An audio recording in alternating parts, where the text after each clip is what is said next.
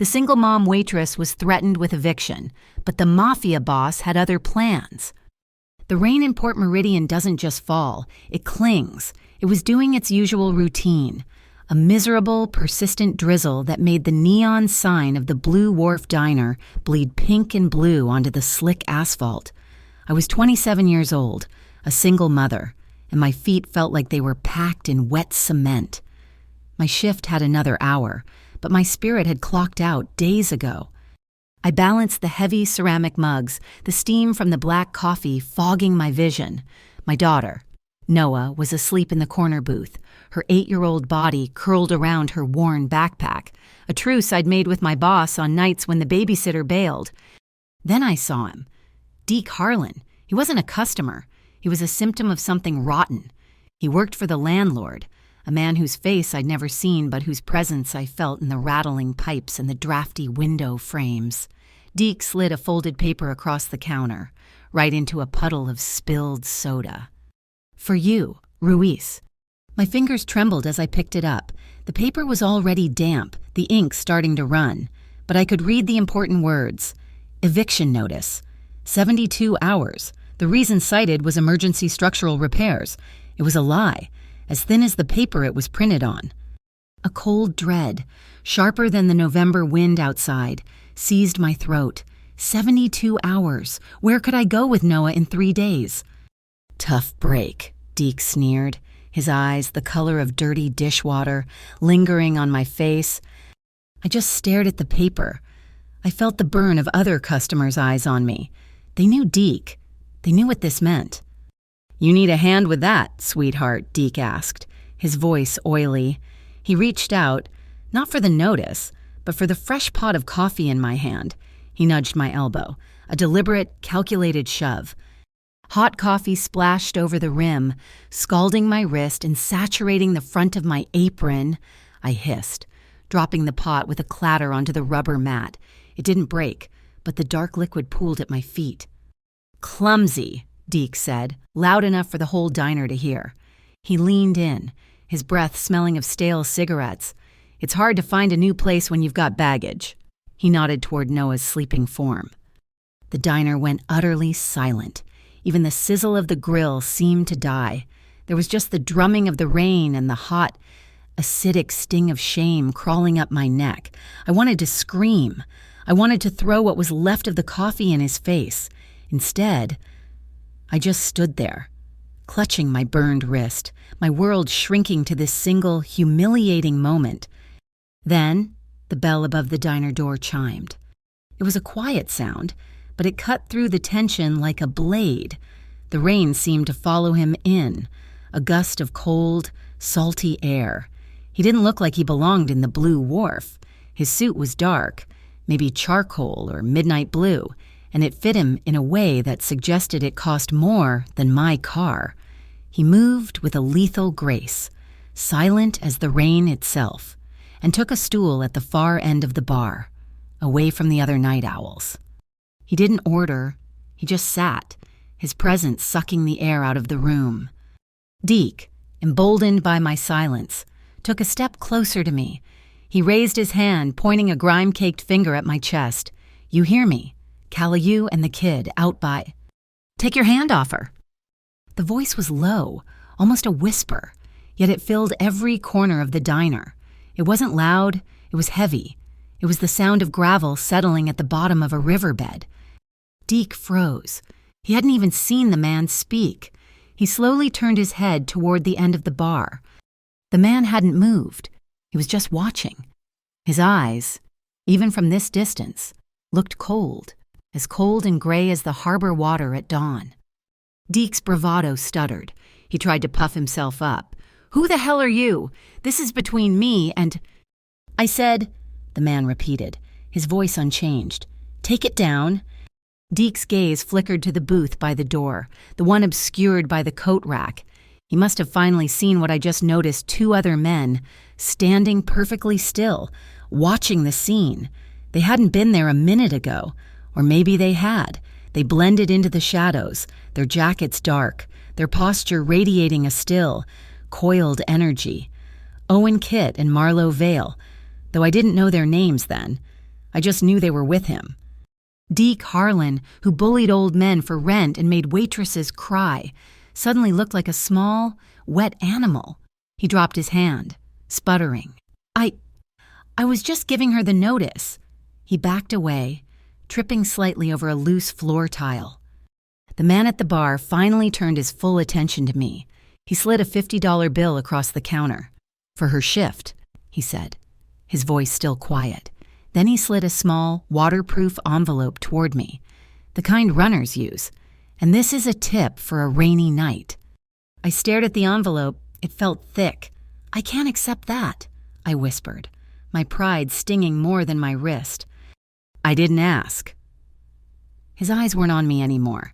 They were on the eviction notice still clutched in my hand, his gaze fixed on the logo printed at the bottom, Gullspire Capital LLC. It was just a glance, but it felt like he was memorizing it, dissecting it. I saw him murmur something to the man who had appeared at his elbow, the one I'd later know as Owen.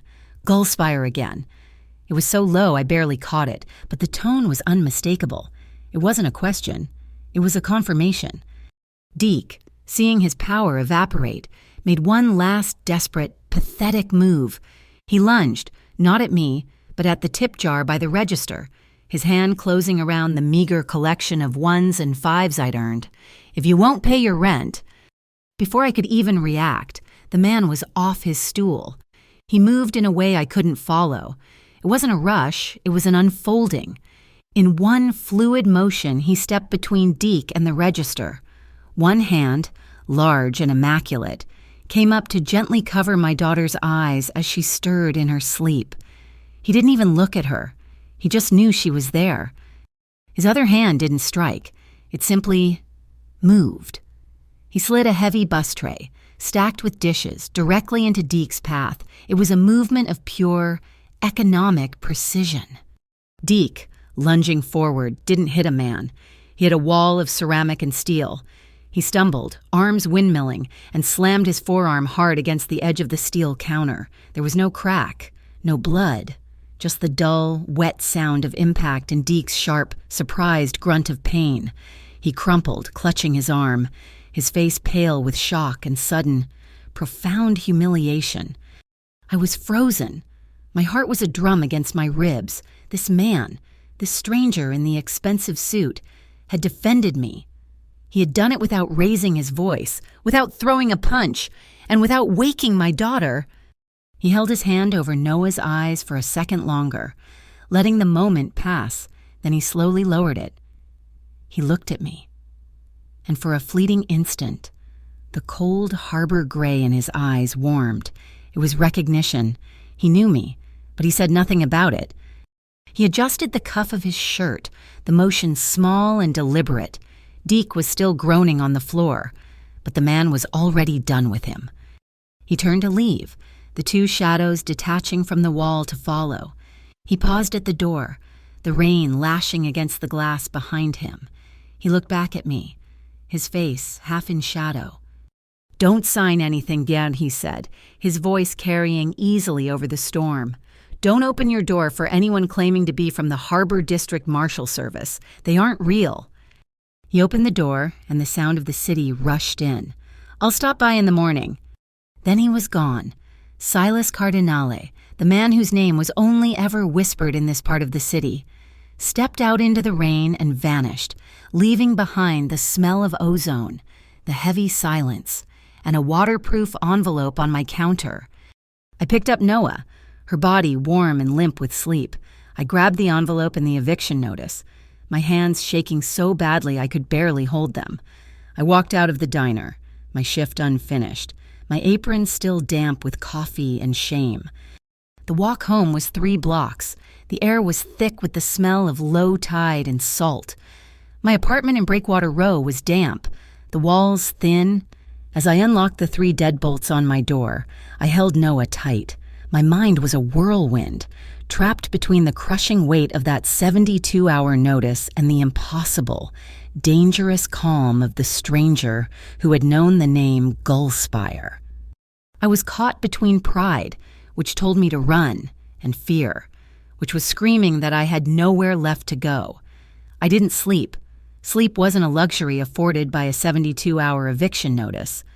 I spent the night staring at the ceiling, listening to the rain and the groan of the building, mapping out an impossible future. I counted the money from the waterproof envelope, $500.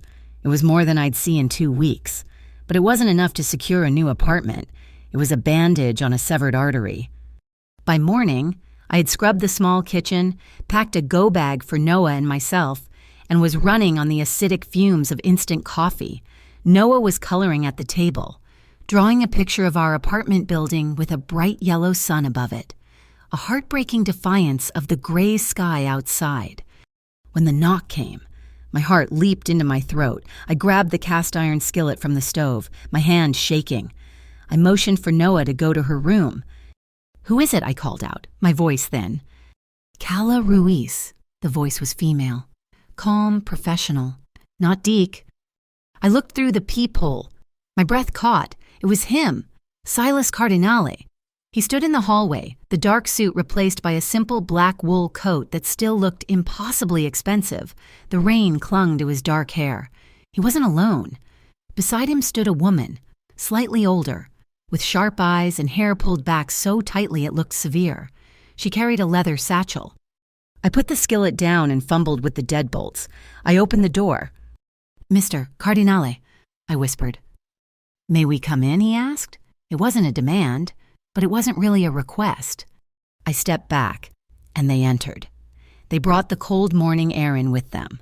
The woman's eyes scanned the apartment, not with judgment, but with a rapid, assessing intelligence. Silas's gaze landed on Noah's drawing, still on the table. "This is my legal counsel, Etta Pike," Silas said, gesturing to the woman. "She is the best in Port Meridian." "Ma'am," Etta Pike said, her voice as crisp as a new bill, "may I see the notice you were served and your original lease agreement if you have it?"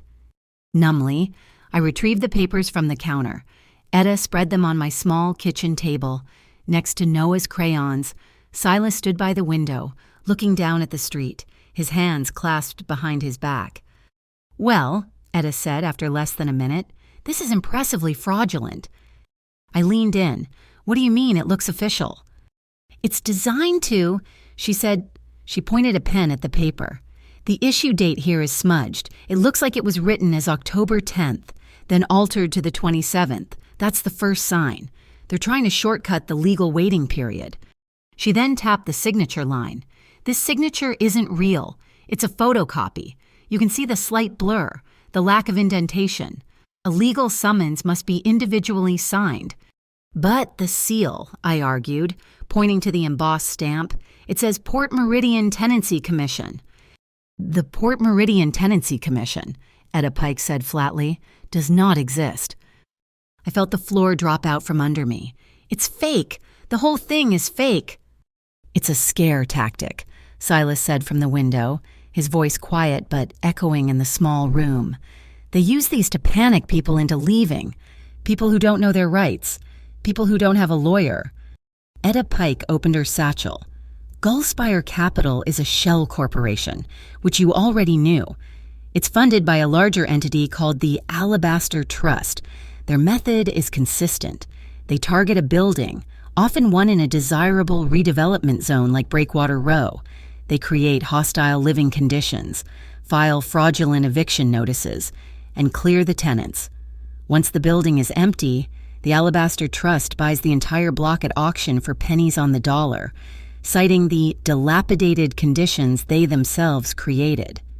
A cold, sick realization dawned on me. I wasn't just being evicted, I was being engineered. "They're pushing us out," I said, my voice barely audible. "All of us." I thought of the other tenants, Mr. Amari in 3A, the young couple in 2C, and "Mrs. Petrov," I said, my blood running cold. "My neighbor in 4B. She got a notice like this 2 weeks ago for emergency plumbing. She argued, and then she just left. She said they made her a voluntary relocation offer. I haven't seen her since." I looked at Silas. "The elevator. It's been broken for a month. Management says they're waiting on a part." And the fire alarms. They were disconnected last week because of faulty wiring. We're supposed to listen for a manual bell. Silas turned from the window. His face, which had been cold and analytical, was now dark. The casual cruelty of a broken elevator was one thing. Disabling a fire alarm was something else entirely. It was active endangerment. "This isn't just a property grab, Etta," he said. "No," she agreed. "It's leverage. They're making the building uninhabitable to force the city's hand." Silas looked back at me. "We have two paths forward," he said, moving into the center of the room. "One, Etta, files an immediate injunction and a class action lawsuit on behalf of you and every tenant in this building for illegal eviction practices, harassment, and endangerment. We freeze Gullspire in court." "And the second path?" I asked, my voice shaking. "The second path is mine," Silas said. "We attack their money. The Alabaster Trust is moving dirty funds through these auctions. We find the source. We expose it, and we don't just stop this eviction. We burn Gullspire to the ground." It was too much. The diner, the coffee, the threats. That was my world. This world lawsuits, trusts. Dirty money was his. "Mr. Cardinale?" I stammered, backing up until my shoulders hit the refrigerator. I'm a waitress. I don't belong in this. I can't fight. Whatever this is, I just want to keep my daughter safe." He took one step toward me. He didn't crowd me, but his presence was absolute. "You belong in your home, Calla," he said, his voice dropping, losing its boardroom chill and finding that low, gravelly tone from the diner. "That is all that matters, and that is enough for me to join the fight." He reached into his coat and produced a simple, black phone. Not a smartphone, a burner. "This is for you. It's secure. It doesn't trace." He placed it on the counter. "There are 3 numbers programmed in it. The first is Etta. You call her for any legal questions. The second is Owen, my head of security. You call him if you feel unsafe, if Deke Harlan comes back, if anyone even looks at you wrong." "And the third?" I asked. "It's labeled Harbor," he said. "That's my number. You call that one for anything else." He and Etta moved to the door. I was left standing in my kitchen, a burner phone in one hand and a fraudulent eviction notice in the other. My world had been turned inside out by a man I didn't know. "Why?" The word escaped me before I could stop it. "Last night, the money, this, you don't even know me." Silas paused, his hand on the doorknob. He turned back, and his eyes held that same flicker of recognition I'd seen in the diner. 3 years ago, he said, his voice low. "North Shoals Hospital, the parking garage, level 2. It was raining." My mind flashed back, a late shift, my feet aching, a girl, younger than me, sobbing by the elevators, hyperventilating. "My younger sister, Rami," Silas continued, his voice tight. "She was being followed. She ran into the garage and had a panic attack. She collapsed." I remembered the sheer terror in her eyes. I remembered dropping my bag, sitting on the dirty concrete with her, talking her down, telling her she was safe. She was terrified. I whispered, I took her to the emergency room. I waited until they took her back." "You did," Silas said. "You stayed with her for an hour. You made sure she was safe, and then you left. You didn't leave a name. My sister, she's not good with faces when she's in that state, but she remembered the uniform, Blue Wharf Diner." He looked at me, and the coldness was gone, replaced by something ancient and heavy. I remember the people who stopped something terrible from happening. Calla, I never forget a debt. I was stunned into silence. He wasn't helping me because I was a victim. He was helping me because 3 years ago, I had unknowingly helped his sister. He was paying a debt I never knew was owed. Before I could process it, Etta Pike's phone vibrated. She looked at it, her eyebrows rising. "Silas, I just got the filing from the Alabaster Trusts Incorporation, the anonymous signatory. It's Rowan Quill." Silas's reaction was sharp. "The philanthropist?" I asked. Rowan Quill was a local hero, the savior of the waterfront, always in the papers for donating to parks and shelters. "The same," Etta confirmed. It seems Mr. Quill is laundering his money through real estate by kicking waitresses out of their homes. Silas looked at me, the new information settling over him like a shroud. The game had just changed. It was bigger and far more dangerous. "Calla," he said, his voice firm, pulling me back. "This is your fight. I'm just providing the armor." He opened the door, the bleak hallway light framing him. "You say stop when you want to stop. We don't move without your word." He and Etta left. I locked the deadbolts, my hands steady this time. I looked at the burner phone on my counter. I was a waitress, I was a mother, and I was, whether I liked it or not, in a war with Rowan Quill, with Silas Cardinale as my only shield. The game of chess had begun, but I was just a pawn on a board I'd never asked to play on. Silas Cardinale, however, was a king. While Etta Pike built a fortress of legal documents, injunctions, restraining orders, filings that cited every code violation in our crumbling building, Silas's people moved in the shadows. Owen Kitt, the man who looked like he'd been carved from shipyard timber, started tracking the money. He didn't use a computer, he used the docs. He learned that the auctions Etta had mentioned weren't held in a courthouse. They were held on the water. His trail led him to a rusted-out cargo freighter called the MV Urchin, anchored just beyond the breakwater. It was a ghost ship, one that supposedly held nothing but ballast, but Owen's sources said it came alive twice a month. Under the cover of fog, inside, men in suits didn't bid with cash. They bid with proprietary tokens, turning blocks of Port Meridian real estate into anonymous digital assets. It was a laundromat for the rich, floating right in our harbor. While the men hunted, I did what I always did. I survived. I scrubbed my apartment, trying to reclaim some sense of control as I was deleting old photos from my phone to free up space in case I needed to record Deke or another one of his thugs. I found something. It was a picture from 2 weeks ago, a stupid, blurry shot I'd taken of a customer's weirdly large tip, just a $20 bill on a $5 check to send to my coworker. But in the background, just visible on the counter where Deke had been sitting before I served him, was his open notebook. My blood went cold. I zoomed in. The photo was grainy, but the writing was clear. It was a list of codes. BR4B next to PLV, BR2C next to EF, BR4A, my apartment next to FAD. I immediately sent it to Etta. Her reply came back on the burner phone Silas had given me. "Calla," she wrote, the text stark on the small screen. "These aren't random. PLV is plumbing voluntary. That's Mrs. Petrov. EF is electrical forced. The couple in 2C and yours. FAD. Fire alarm disabled. This is a coordinated schedule. This is the proof we needed that your case isn't isolated. This is the entire building. This is racketeering."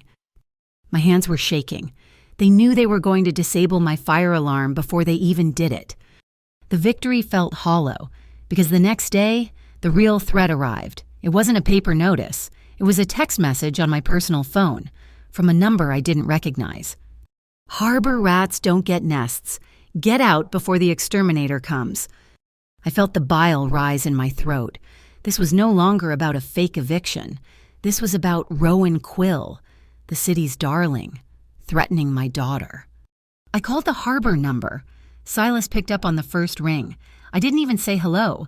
I just read him the text. The line was silent for 3 full seconds. When he spoke, his voice was terrifyingly calm. "Where is Noah?" "In her room, drawing." I said, "Keep her there. I'm sending Owen. He'll be there in 5 minutes. Lock your deadbolts. Don't open the door for anyone but him." He hung up. Owen arrived, silent as smoke, and took up a position in the hallway. An hour later, Silas himself was at my door. He didn't come in.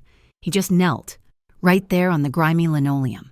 When Noah came out of her room, "Hey, kiddo," he said, his voice softer than I'd ever heard it. "I know a place, a club, the Pine Lantern. They teach kids how to be ninjas, how to punch and kick. Would you like that?" Noah's eyes went wide. "Like in my cartoons." "Just like that," Silas said. "There's a teacher there, Sensei Maria. She's very strong. I think you'd like her. We can sign you up for the after-school class." I knew what he was doing, and he was putting her in a safe place, a place his people watched. I looked at him, and he met my gaze, a silent acknowledgement. He'd specifically mentioned a female instructor, knowing it would put me at ease. He was funding it, of course. The Pine Lantern was in his territory. "Okay," I said, my voice tight. "Yes, that sounds good."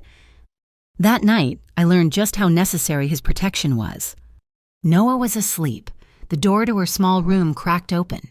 I was on the sofa, clutching a cold mug of tea, the burner phone on my lap.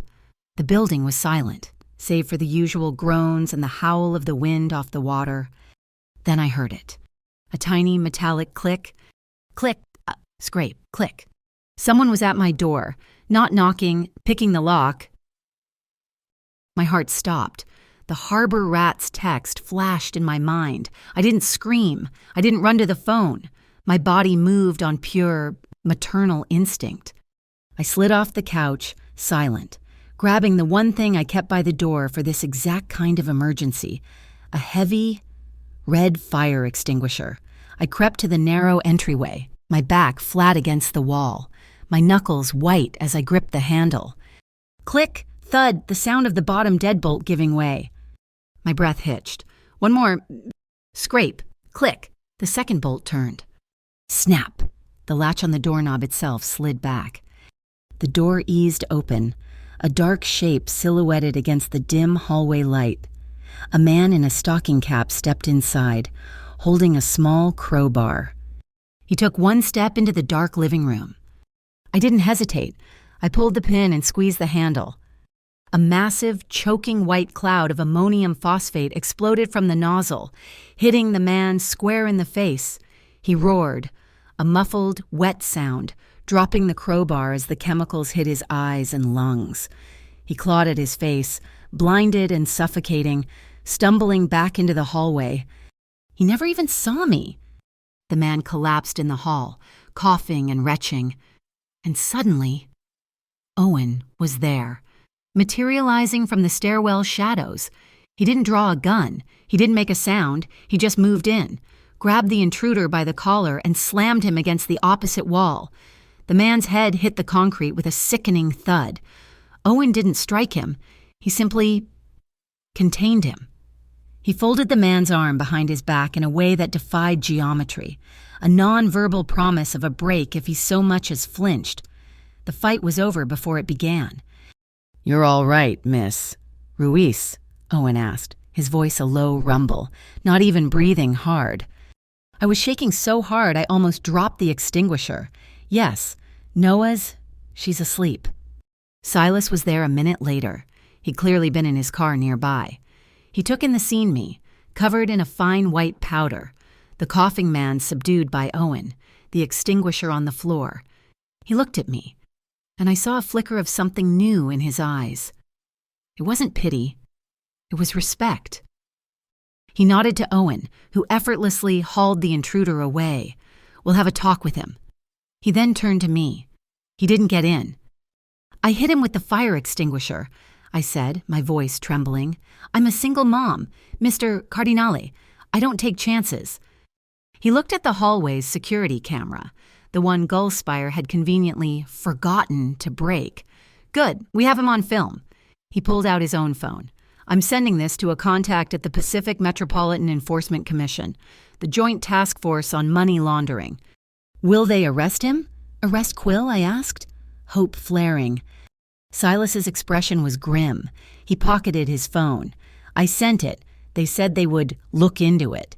He met my eyes. "That means no. It means Quill has someone at the commission. We're on our own." The weight of it crushed me. The police, the city, the philanthropists, they were all on the other side.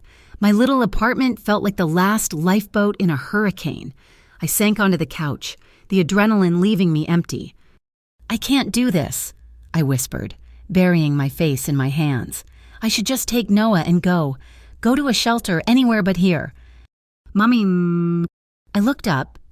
Noah was standing in her bedroom doorway, rubbing her eyes, her small blanket clutched in her hand. What was that noise? Is the building on fire?" Silas, who had been a looming shadow, suddenly changed. He crossed the room in 2 strides and knelt, putting himself directly at her eye level.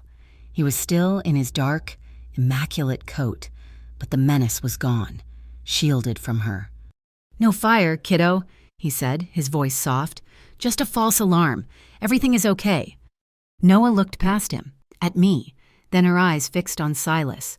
Her gaze was clear, innocent, and devastatingly direct.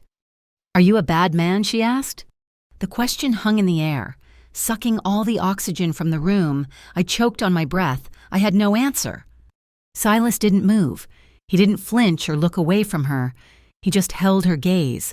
"There are people who want to hurt you and your mom," he said, his voice simple and true.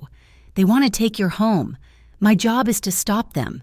My job is to keep you and your mom safe. I promise." Noah, with the uncomplicated wisdom of a child, just nodded.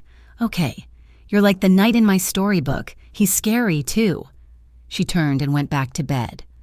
I sat there, stunned. Silas stood up. He looked at me, the pact he'd just made with my daughter settling between us. "We stick to the plan," he said. "You go to work. You keep your head up. You live your life. Etta and I will build the legal wall. Owen will sanitize the building. He'll make sure the other tenants feel safe.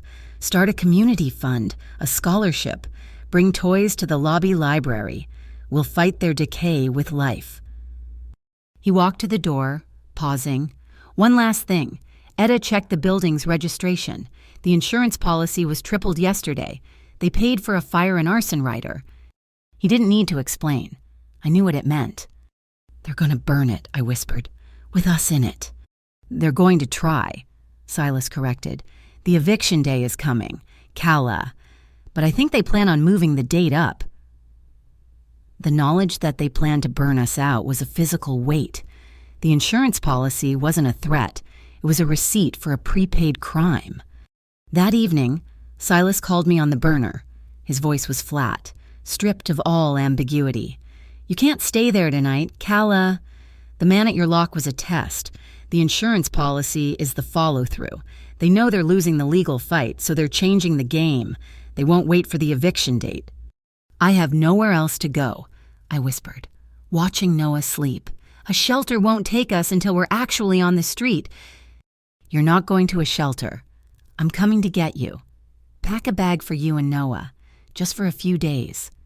Get me, and take me where?" My independence reared up, sharp and defensive. "A safe place," he said. "It's mine. No one knows I use it. You'll be off the grid. Owen is at the end of your block. He'll watch you walk out. I'll be in the car at the corner." He hung up. It wasn't a request. It was a lifeline that felt suspiciously like a cage. But he was right. I couldn't risk Noah's life for my pride. I woke her gently, packed our go-bag with toothbrushes and 3 changes of clothes, and we walked out of the apartment that had been our home for 5 years. The car wasn't a black sedan. It was a nondescript gray SUV, and he was at the wheel himself. He put our bags in the back, buckled a sleeping Noah into her booster seat, and we drove. We didn't go to a high-rise. We didn't go to a fortified compound. He drove to the industrial district, past the fish processing plants and the shipyards, to a massive, anonymous brick warehouse. He drove into a freight elevator, and we ascended in the darkness. When the doors opened, my breath caught. It wasn't a penthouse. It was the indigo greenhouse. The entire roof of the warehouse was a massive, glass-walled structure, invisible from the street. It was warm, and the air was alive with the scent of damp earth, basil and rosemary. Hundreds of plants, herbs, and even small citrus trees grew in huge wooden planters, all under the diffuse glow of the city lights and the sound of the rain drumming safely, rhythmically. On the glass panes above, in one corner, there was a small, functional living space, a sofa, a table, a small kitchenette, and a partitioned-off bedroom. It was not a place of power.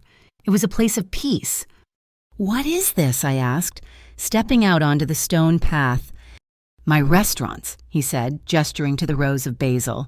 They need fresh herbs. This is my kitchen garden. He looked around, and it's the quietest place I know. I was wary, my body tense.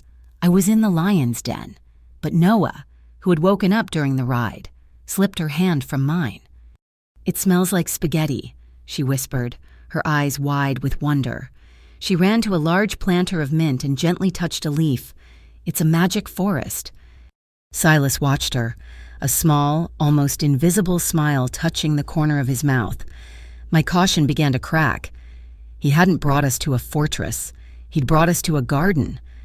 We were all hungry, the tension of the day having burned through what little food we'd eaten. There was no chef, no staff, just a well-stocked pantry. I can make something, I offered, needing to do something with my hands. So can I, he said. We ended up in the small kitchen, side by side. We made tomato soup from a carton and grilled cheese sandwiches on a small gas burner. It was simple, absurdly domestic. I watched his hands, the same hands that had moved Deke Harlan with such effortless, humiliating precision. The same hands that had dialed a number to a money laundering task force were now carefully grating a block of cheddar.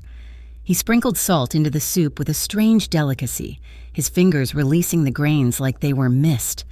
Noah, sitting at the table, told a knock-knock joke she'd learned at the Pine Lantern. It was terrible. The punchline made no sense. And I laughed. It wasn't a polite chuckle. It was a real, barking laugh, a sound of pure relief that surprised me so much I clapped a hand over my mouth. Silas stopped stirring. He turned and looked at me, his dark eyes unreadable in the warm light of the greenhouse. He watched me as if I were some strange, bright bird he'd never seen before, a creature that had no business being in his world, and in that moment, seeing my daughter safe, smelling the soup, and hearing the rain tap harmlessly against the glass, I felt safe. I hadn't felt safe in years. He saw it. He saw the shift, the tension leaving my shoulders. He looked from me to Noah, who was now coloring on a piece of paper Etta had left in her satchel. He looked at the bubbling soup, at the sound of the spoon clattering against the sink, at the rain. He seemed to be memorizing it. This, I realized, was what a real home sounded like, and it was as foreign to him as his world was to me. The moment stretched, warm and fragile. And then the burner phone on the counter vibrated, a harsh, metallic buzz that shattered the peace. We both froze. He reached for it, his movements economical. He glanced at the screen, a text from an unknown number. Tomorrow, 9 a.m., get out, Harbor District Marshal Service. No more delays. Silas went still. The man who grated cheese was gone. The boss was back. The domesticity evaporated, replaced by a chilling, absolute focus. They're coming, he said, his voice flat. They're accelerating the timeline. They know the insurance hike was spotted. They're going to try one last legal push before they resort to the fire. Fake Harbor District Marshals, I whispered, the words from the diner echoing back. The white vans. Exactly. He was already dialing Etta on his own phone. Etta, they're moving. Tomorrow, 9 a.m. File the emergency motion now. Title District Housing Court. Cite the forgery. Cite the disabled alarms. Cite the threats. Cite the insurance policy. I want a temporary restraining order on Gullspire and a stay of all evictions at that property, effective immediately. He listened. Good. Send me the file number as soon as you have it. He hung up and looked at me. Etta's filing it electronically tonight. It will be on the judge's desk by morning. They won't be able to serve anything legally. I'm going, I said. He paused. Going where? To the court with Etta, to file it, or whatever you do. I'm not going to hide in your greenhouse while you and your lawyer fight for my home. I'm not your project. It's my home. I need to be there. I expected him to argue, to tell me it was too dangerous. Instead, he nodded, a sharp, appraising look in his eyes. All right, Etta will pick you up here at 8 a.m. She'll walk you in. You'll file the motion as the primary plaintiff. He turned and picked up his coat. "Where are you going?" I asked, a sudden panic rising. "You're handling the law," he said, shrugging into the dark wool. "I'm going to go clear the entrance. I want to make sure the path to the courthouse is safe for you, and I'm going to pay a visit to Breakwater Row. Make sure Deke Harlan understands that 9 a.m. is inconvenient." He left. I stood there, the smell of grilled cheese mixing with the scent of ozone he'd left behind. I put Noah to bed in the small, safe room, and then I waited. I couldn't sleep. The rain was a constant drum on the roof. He returned hours later. Well after midnight, he was wet from the rain, his hair plastered to his forehead. He didn't look tired. He looked energized, the dark shadows under his eyes more pronounced. He poured 2 glasses of water and handed one to me. We stood by the glass wall, looking out over the glittering, wet sprawl of Port Meridian. "Why her?" I asked, the question that had been burning in me since the diner.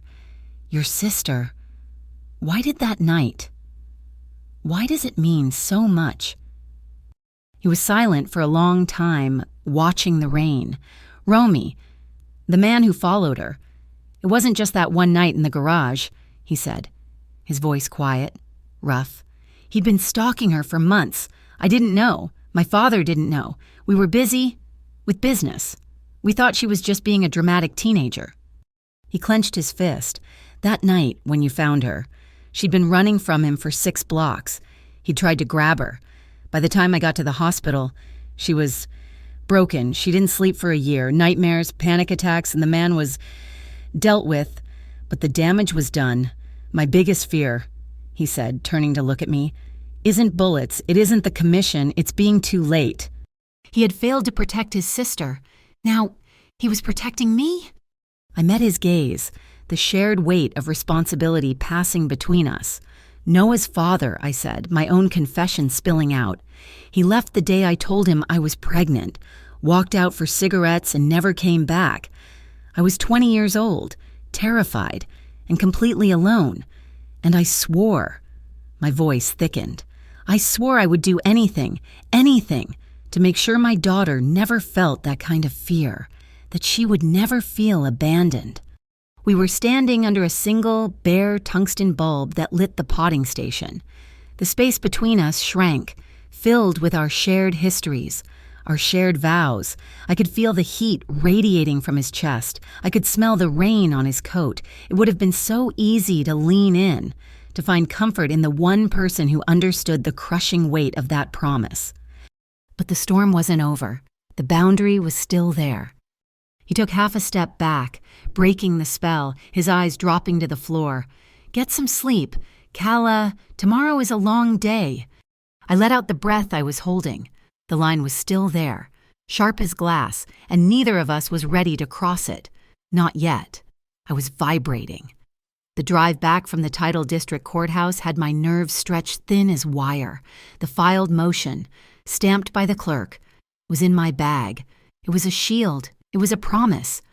But as Etta's car turned onto Breakwater Row, my stomach clenched. "They're early," I whispered. It was only 8:45 in the morning, but the white utility van was already there, parked brazenly in the red zone by the fire hydrant. The text message had been right. Deke Harlan was on the sidewalk, but he looked different. He wore a cheap navy blue nylon vest with the words "Marshal Service" badly ironed onto the back. He was pounding on the door of apartment 3A.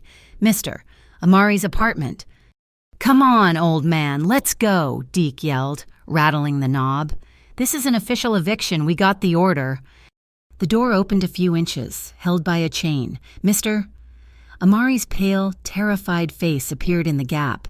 He was 70 years old, wearing a faded cardigan, and he was clutching a thick, worn photo album to his chest as if it were a life preserver.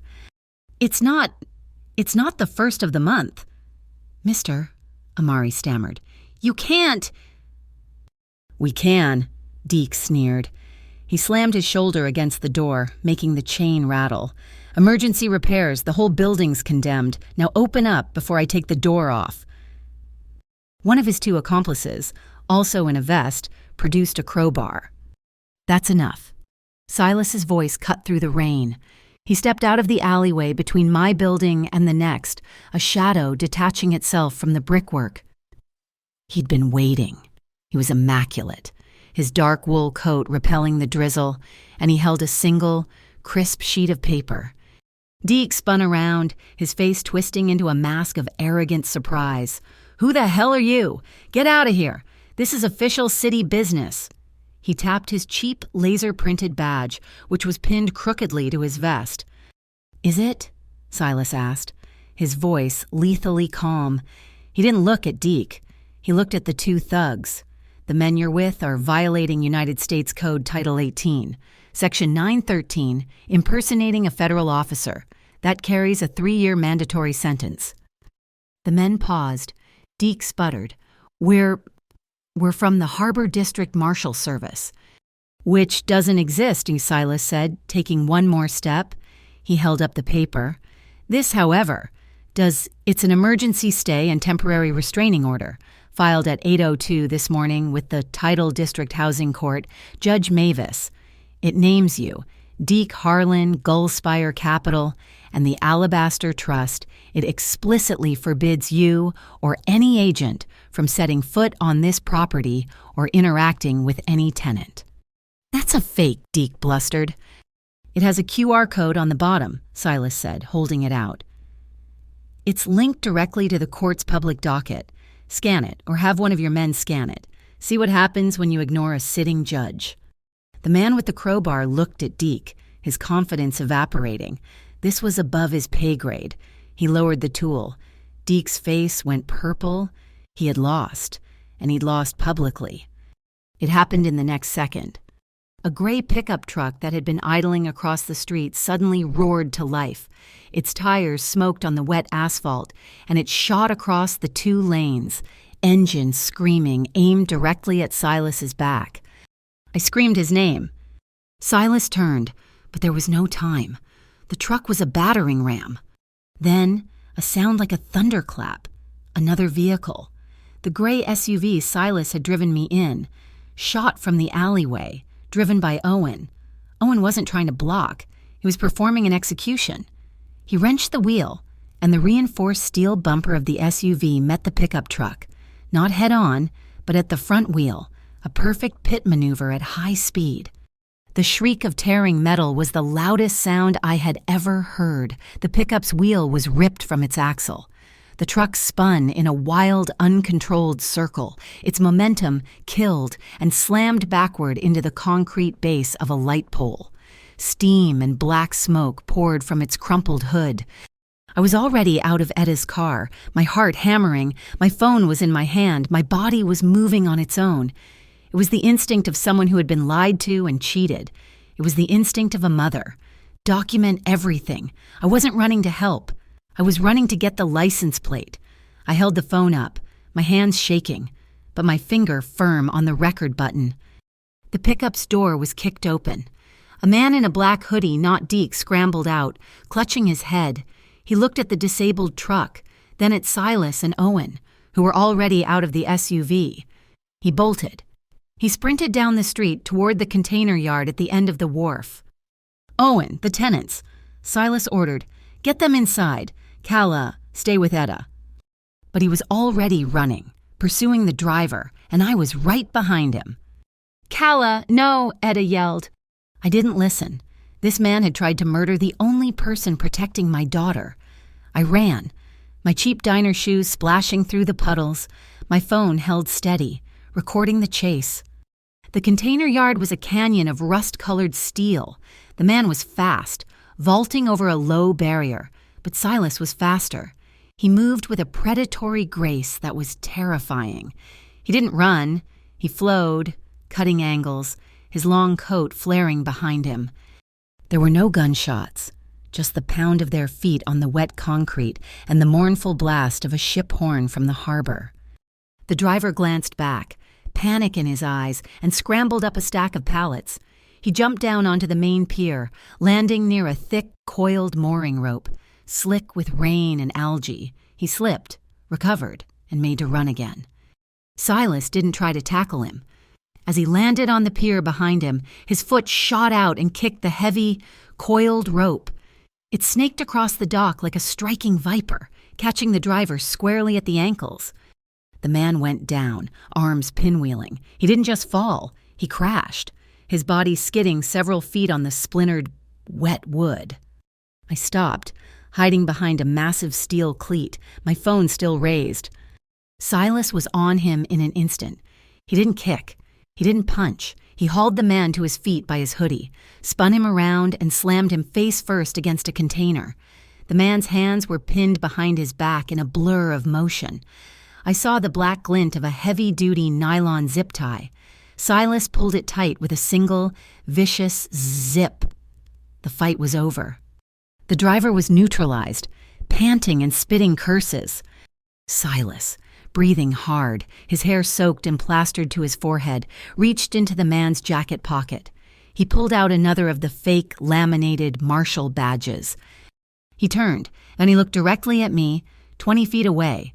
He knew I was there. He knew I was filming. He held the cheap badge up to my camera, his fingers gripping it tight. It was evidence. It was proof. He was giving it to me. When we got back to the street, Deke and his van were gone. They had evaporated in the chaos. Mr. Amari and the other tenants were clustered in the doorway, protected by Owen. The wrecked pickup truck was smoking in the rain. Etta ran up to me, her face pale but resolute. "Are you insane? Are you hurt?" "I'm fine," I panted, my adrenaline so high I could barely feel my feet. I handed her the phone. "I got it. I got the crash, the license plate, the chase, and I got this." Etta watched the last 30 seconds of the video, Silas holding up the badge. Her eyes widened. "My God, Calla!" She immediately began tapping on her own phone. "I'm sending this to a contact, a reporter at the Northern Sound Daily. It won't come from us. It'll come from a community housing advocate. This blows their official story out of the water." The rain was cold, but I was sweating. I looked over at Silas. He was walking toward me, brushing mud and rust from his coat. He was soaked, his chest heaving, his knuckles scraped raw from the man's jacket zipper. The mask of the calm, cold businessman was gone. He looked wild, dangerous, and very, very real. He stopped a few feet from me. We just stared at each other. The air crackled, the line between us, the one of client and protector, the one of mafia boss and waitress, had just been irrevocably blurred. We hadn't just won a legal motion. We had survived a street fight together. He gave me a single, sharp nod, his eyes dark and intense. He knew, and I knew, that this was no longer about a debt to his sister. He was in this now, all the way. The chaos of the day had settled into a heavy, ringing silence. The adrenaline from the chase, the victory at the courthouse, the primal fear of the pickup truck, it had all evaporated, leaving my bones feeling hollow and my muscles aching. Owen had taken the subdued driver. Etta had gone to leak the video. And Silas had brought me and Noah back to the Indigo greenhouse. Now, hours later, Noah was asleep in the small bedroom, safe, her breathing soft and even. The rain had softened to a persistent drizzle. A million tiny fingers drumming on the glass roof above us. I was standing on the small stone balcony that overlooked the warehouse district, the lights of Port Meridian glittering like spilled jewels in the wet darkness. Silas was there, leaning against the railing, his back to me. He had changed out of his wet coat and was just in a dark shirt, the sleeves rolled up his forearms. He looked less like a boss and more like a man, but the tension in his shoulders was still there. The silence stretched, filled only by the rain and the distant, rhythmic blink of the harbor beacon. It flashed red, then went dark, then red again, a heartbeat in the dark. "I think the thing I'm most afraid of," I said, my voice quiet, "is being a burden." He didn't turn. I saw his shoulders tense slightly. "I've been on my own since I was 19, I continued, wrapping my arms around myself. "Noah and me, it's just been us, and I'm used to fighting. I'm used to being scared, but I'm not used to this. Having someone else step in. It makes me feel weak. It makes me feel like I'm a problem you have to solve." like that notice Deke served me. He finally turned, his face half in shadow, half in the dim, green light of the greenhouse. "My fear," he said, his voice a low rumble, "is not arriving in time." He looked down at his hands, at the scraped knuckles from the morning. "I told you about Romy. What I didn't tell you was that I was the one who was supposed to pick her up that day. I was late. 20 minutes. I was held up in a meeting. A stupid argument about shipping manifests. By the time I got to the garage, you were already there. You were sitting on the concrete with her, and she was breathing, not screaming." He looked up, and his eyes were dark with a guilt so old it was part of his bones. "I don't see you as a burden, Calla. I see you as the 20 minutes I was late every time the phone rings, every time I hear a threat. I'm just trying to get those 20 minutes back. I'm just trying to be on time." We stood in that shared confession, my fear of being weak, his of being too late. "We need rules then," I said. A flicker of surprise in his eyes. "Rules?" "Yes, if this is going to work, if we're going to fight this, we have to be honest." I took a breath. "You have to tell me the truth, even when it's ugly. And you have to ask. You don't get to decide what's best for me and Noah. You don't get to put us in a glass box. Even this one, you ask me. I'm in this fight, not hiding from it." He studied my face, his gaze intense, as if searching for a lie. "Truth," he said, tasting the word. "And I ask. I don't decide for you." He nodded once, a sharp, definitive motion. "I can do that, and you—" "I'll tell you the truth," I said, "and I'll try to stop seeing your help as a transaction, or a debt." "It was never a debt, Calla," he said softly. "It was just a fact. You were there. Now I am here." He leaned against the railing, closer this time, our shoulders almost touching. "If we're telling the truth," he said, looking out at the city, "you need to know what I am, what the Cardinale name means." My heart hammered. This was it. "My family doesn't own restaurants and logistics. Calla, we are the logistics. We are the shadow business of this harbor. We move things. We secure things. We enforce contracts that the courts won't touch. I am not a philanthropist. I am not a good man, not in the way the world means." I listened. My breath held. "But I have red lines," he said, his voice dropping, fierce. "My father established them and I enforce them. We do not trade in people. We do not move narcotics. We do not touch children, ever, and—" He turned his head, his eyes boring into mine. "We do not profit from destroying the homes of civilians. We don't burn people out. We don't traffic in misery. What Quill is doing, it's bad business, it's rot, and I cut out rot." I processed this. The man who had just admitted to running the city's underbelly was the only one who seemed to have any actual morals. The police, the politicians, the charitable Rowan Quill. They were the ones trafficking in misery. "If you were the monster everyone whispers about," I said, my voice barely a whisper, "you would have just let Deke throw us out. You would have let me and Noah be on the street. Or maybe you would have offered me protection in exchange for something else." His face hardened instantly. "No." "I know," I said. "That's my point. You gave me a lawyer. You gave my daughter a self-defense class. You held up a piece of evidence for my camera. The good man is trying to burn me alive, and the bad man is quoting housing law." My words hung in the air, a strange mix of accusation and absolution.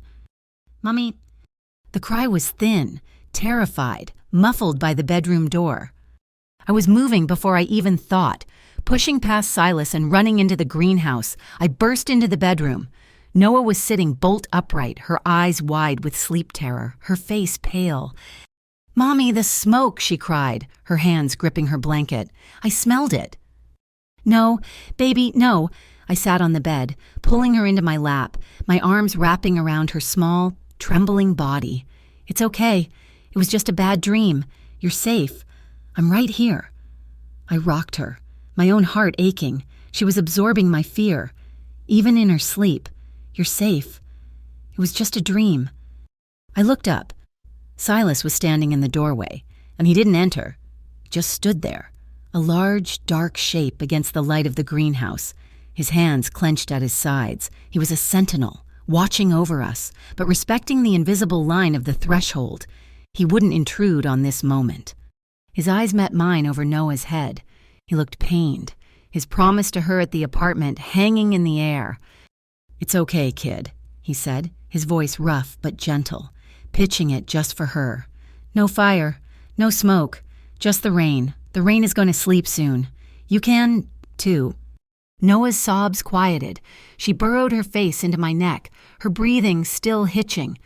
I carried her back out to the main room, to the sofa, needing the light, needing to see the glass walls and the rain and know we weren't trapped.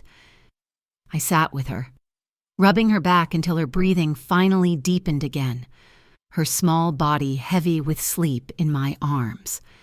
When I looked up, Silas was still watching. He hadn't moved. "Thank you," I whispered, so I wouldn't wake her. "She's okay." "She's okay, just scared." I adjusted her on my lap. "Thank you for earlier today, at the courthouse, and at the crash. You let me be there. You let me have my say with Etta. You didn't hide me. You stood behind me." He moved, finally, walking slowly across the room until he was standing in front of the sofa, looking down at me and my daughter. The dim light carved planes into his face. "I don't want to stand behind you, Calla," he said, his voice so low it was almost lost in the sound of the rain. "I want to walk beside you." The air between us charged, becoming thick and heavy. It wasn't just the humidity of the greenhouse. It was the heat from his body, the intensity of his gaze. It was the unspoken thing that had been building since the diner, since the chase. He was so close. I could see the flecks of gray in his dark eyes, the scrape on his jaw. All I had to do was reach out. All he had to do was lean down. The air thrummed with the possibility of it. The rain on the glass was a drum roll. But he didn't move, and I didn't either. He held my gaze for 1 second longer, a promise of a different kind passing between us. Then he took a deliberate step back, breaking the current. He turned and picked up a light blanket from the back of a chair and draped it, very gently, over my shoulders and around Noah's sleeping form, his fingers brushing my arm for only an instant. It was just a touch, but it felt louder than the crash of the pickup truck. "Get some rest," he said, his voice thick. "The fight isn't over." The truce of the greenhouse lasted for 2 days. It was a strange, suspended reality. I took Noah to her class at the Pine Lantern, where Sensei Maria, a woman with a deceptively gentle smile and iron in her spine, was already teaching her how to focus her energy. I even went to the Blue Wharf for a 4-hour lunch shift, a desperate attempt to feel normal, while Owen Kit sat in a discreet sedan across the street, a silent, unmoving guardian. Silas and Etta were in constant motion, somewhere out in the city, building their case, tracking Rowan Quill's money, preparing for the inevitable hearing. We were a fragmented team, operating from a garden in the sky. The call came on the burner phone, just as I was showing Noah how to water the rosemary plants. It wasn't Silas, it was Mr. Amari, and his voice was a thin, panicked shriek that cut through the phone. "Calla, Calla, the alarms, they're ringing. The alarms are ringing. I smell smoke. Child, it's coming from the basement." I dropped the watering can. Silas was at the far end of the greenhouse, reviewing a set of blueprints. He looked up, and in one motion, he saw my face and was already moving, crossing the distance in 3 long strides. "What is it?" "It's the building," I gasped, my blood turning to ice. "The alarms are real. Mr. Amari smells smoke." "Noah." His voice was not a request. It was a blade. "Marlo is outside the elevator. I need you to go to him. Right now. Take your jacket, go to the car, and do not get out.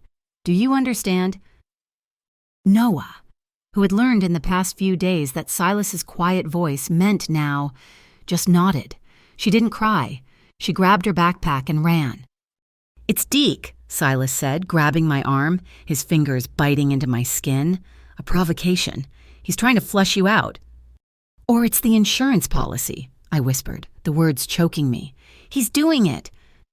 We were in the freight elevator, the metal cage dropping with a nauseating lurch. The drive back to Breakwater Row was a violation of every traffic law in Port Meridian. Silas didn't weave through traffic. He carved a path, his hands locked on the wheel, his face a mask of cold, controlled fury. We skidded to a stop at the curb. It was chaos. 2 fire trucks were just arriving, their sirens wailing, but there were no white vans. This wasn't a fake marshal raid. This was real. Tenants were pouring out of the front door, coughing, confused, clutching pets in bathrobes. "Where's Mr. Amari?" I yelled, scanning the crowd. "He's here," someone shouted, pointing to the old man who was sitting on the curb, coughing into a handkerchief. "The couple in 2C, I yelled, my heart pounding. "I don't see them." "They went back," a neighbor cried. "He went back for the cat." Silas didn't wait for the firefighters to unfurl their hoses. He ripped a first aid kit from under his seat, grabbed a bottle of water, soaked a heavy cloth, and thrust it at me. "Get the tenants back, across the street, now." "Like hell," I said, grabbing my own cloth from the kit. "I know the layout. They're in the back." He looked at me for 1 second, saw the iron, and nodded. "Stay behind me." We plunged into the lobby. It was thick with a gray, acrid smoke that burned my eyes and throat. It didn't smell like wood. It smelled chemical, oily. "Basement," Silas grunted, his voice muffled by the cloth. We found the man from 2C on the second-floor landing, his wife holding him. The cat carrier clutched in his hand. He was choking. "Get him out," Silas ordered me. "I'll check the source." "No, we go together." "It's not a real fire. Calla," he yelled, his voice echoing in the stairwell. "It's contained. It's just smoke. Go." I grabbed the couple and pushed them toward the exit, my lungs screaming. I shoved them out into the street, into the hands of the firefighters, and turned back.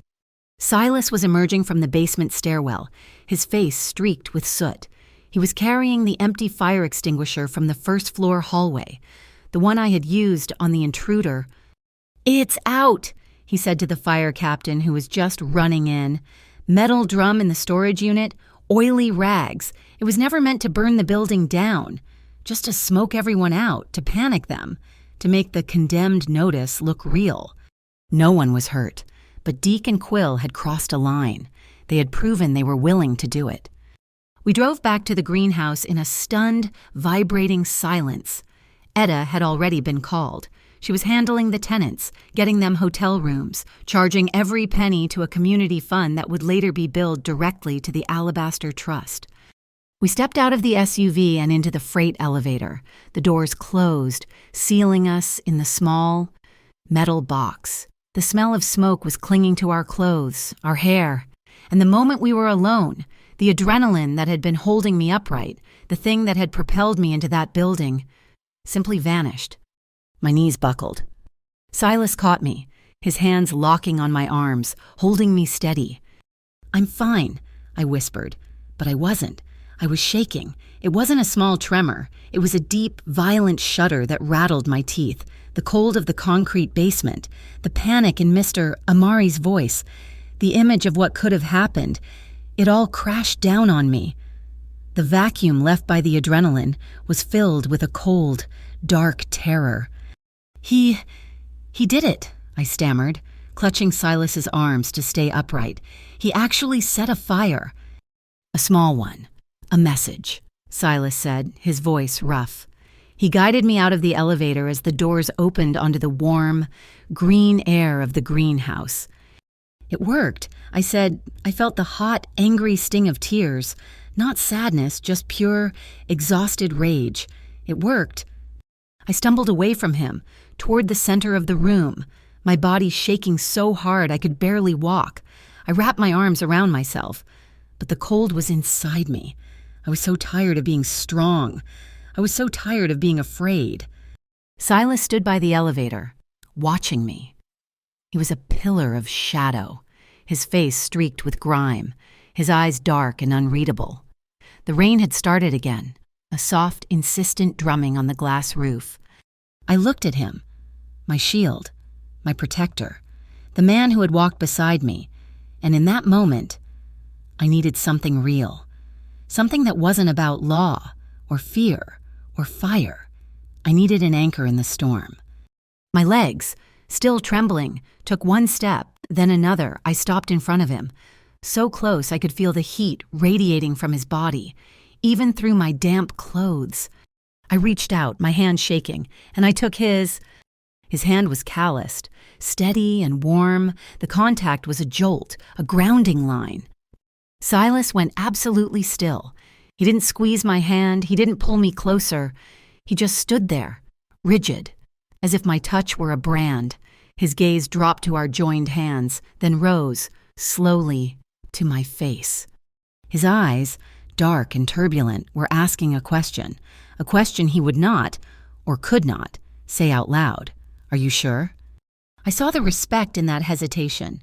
He was waiting. He was giving me the power. He was keeping his promise to ask. My answer was not a word. It was a small, decisive nod. Yes. The breath he let out was a ragged sigh, a surrender. He didn't pull me. He met me. His other hand came up, large and gentle, to cup my jaw. His thumb, rough with soot, brushed the tear track on my cheek. And then his mouth was on mine. It was not a kiss of desperation. It was a kiss of arrival. It was deep, and it was sure. A slow, rhythmic pressure that said, I am here. It wasn't rushed. It wasn't frantic. It was a methodical, profound claiming. It tasted of rain and smoke and the faint, sharp tang of his skin. My hand, the one not gripping his, fisted in the fabric of his shirt, holding on as if he were the only solid thing on earth. His hand on my jaw moved, threading into the hair at the back of my neck, holding my head steady. His other hand slid from mine and wrapped around my upper back, a solid, supportive pressure, holding me up, taking my weight. We breathed each other in. The air, which had been toxic, was now just him. The scent of mint from the planters, the clean, earthy smell of the greenhouse, and the faint, human smell of soap, my lungs filled with it. I felt the knot of tension in my shoulders, the one I had carried for years, finally begin to slacken. His lips were firm, and he moved with a slow, deliberate exploration that made my knees give way. He broke the kiss, but only to rest his forehead against mine. His breath was warm, his eyes closed. I'm here, Calla, he whispered, his voice thick. I know, I breathed, my own voice shaky. He moved, his touch achingly slow. His lips traced a line from my temple to my jaw, to the wildly beating pulse in my throat. His hand on my back slid lower, to the small of it, holding me against him. Every touch was reverent. He waited for the hitch in my breath, for the way my fingers tightened in his shirt, before he moved again. We swayed, a slow, uncoordinated dance, until the backs of my legs brushed the rough-woven fabric of the daybed in the corner. We sank onto it, a tangle of limbs, the rain tapping a soft rhythm on the glass above us. I lay back, and he followed, a solid, grounding weight. He braced himself on his forearms, keeping the bulk of his weight off me, his eyes never leaving mine. My thin shirt was damp, clinging to my skin. I could feel the heat of his chest through the cotton. I shivered, not from cold, but from the electric hum of his skin so close to mine. His hand moved from my back, sliding up my side, his thumb brushing the swell of my breast through the fabric. I arched into the touch, a silent plea. He stopped, his jaw tight. He was holding back, his control a tangible thing in the air between us. Silas, I whispered. I watched his iron will fight a war and win. He didn't move. He just waited. I lifted my hand, my fingers trembling, and tangled them in his hair, pulling his mouth back to mine. That was the only permission he needed. The second nod. The kiss was different this time. The control snapped. It was still him, still deep and sure, but the banked hunger was there, the need, our silhouettes, cast by the single yellow work lamp over the potting table, merged into one dark shape against the leafy glass wall. He moved, his lips on my collarbone, his breath hot, his hand clasping mine, lacing our fingers together so tightly my bones ached. "You're safe," he murmured against my skin. And I, for the first time, believed it. I woke to the pale, gray light of dawn. The rain had stopped. I was on the daybed, warm, covered by 2 thick blankets. And I was alone. My heart seized for a second. Had I imagined it? Then I saw him. He hadn't left. He was asleep in the simple, upright wooden armchair across from me.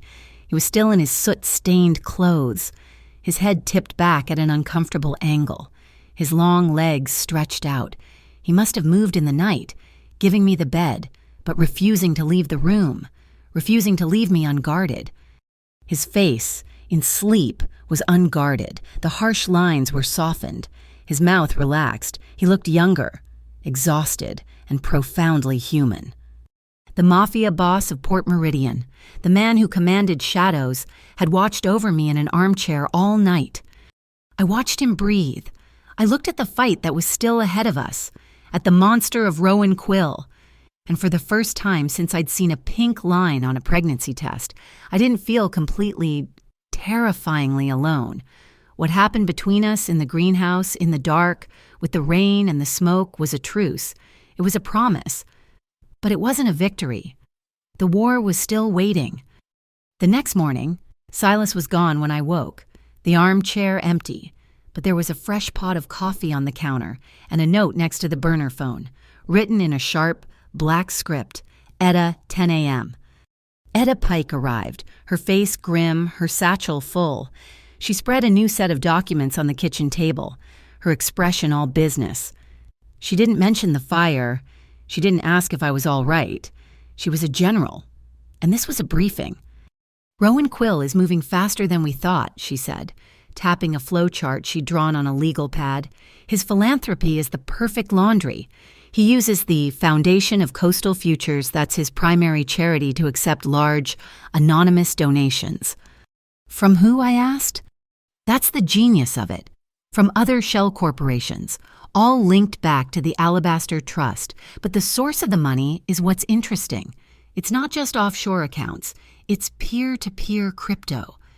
I must have looked blank. "Dock workers," she clarified, her voice sharp. "He uses a network of dock workers to move hard currency. They buy crypto tokens with physical cash, right there on the docks, peer-to-peer, untraceable. That crypto is then donated to the foundation, which buys Gullspire's distressed assets like your building. He's not just laundering money, he's creating an entire self-contained financial ecosystem built on washing dirty cash through the homes of poor people. So how do we stop him?" "We cut off the head," Silas said. He'd entered the greenhouse so silently I hadn't even heard the elevator. He looked exhausted, but his eyes were bright, sharp. "Quill is the public face. We have to link him, publicly and permanently, to the crime. Deke and the arson are small. The financial trail is everything." Etta nodded. "And he's about to hand us the knife. This Friday, the Halcyon Aquarium, he's hosting the Foundation's annual gala. The press will be there. His donors will be there. And he's scheduled to announce his new flagship project." She slid a glossy invitation across the table. It showed a rendering of a sleek, modern building. "A sustainable housing fund," I read, the words turning to ash in my mouth. "He's going to use our homes as his platform. He's going to stand on a stage and announce his plan to revitalize Breakwater Row," Silas said, his voice a low growl. "He's going to talk about community and safety, while his men are disabling fire alarms."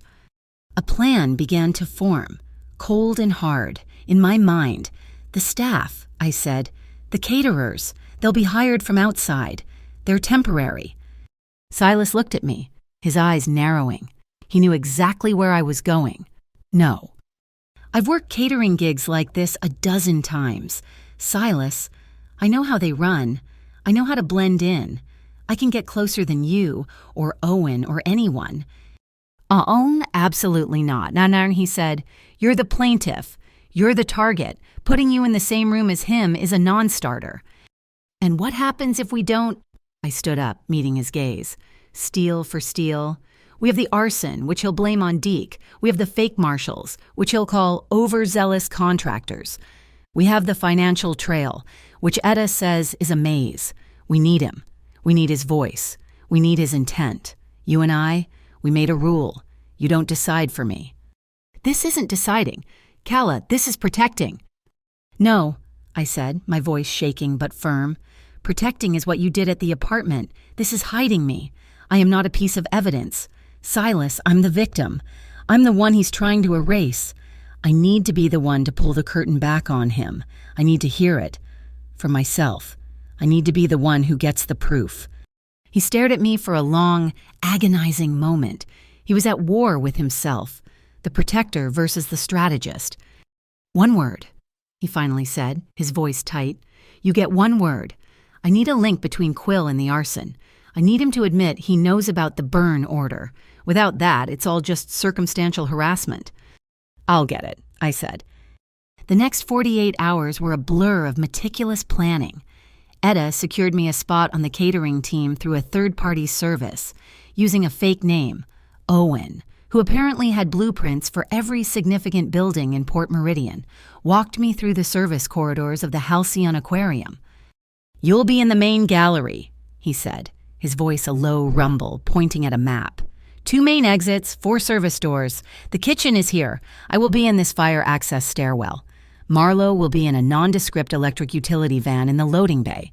You will be wearing this. He produced a simple, black ballpoint pen.